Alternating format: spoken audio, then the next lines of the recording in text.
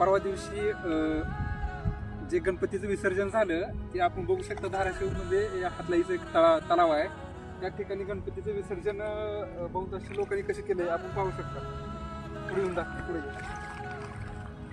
आपण बघू शकता गणपतीचं विसर्जन कसं केलेलं आहे सामान्य नागरिकांनी. आपण 10 दिवस गणपती मोठ्या थाटामाटानं उत्सव साजरा करतो आणि 10 दिवसानंतर गणपती विसर्जन अशा पद्धतीने करणं हे आपल्याला शोभतं का? आपले हे संस्कार का? आपली ही संस्कृती का?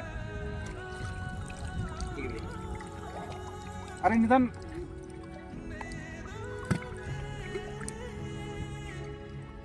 आपण किती आपली विकृती किती ही झाली विचार करा.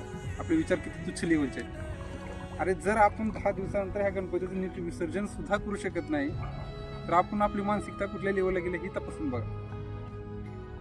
त्या गणपतीला सुद्धा लाज वाटत असेल. ह्या लोक ही यांची औपचारिकता म्हणून फक्त करतात माझ्यासाठी.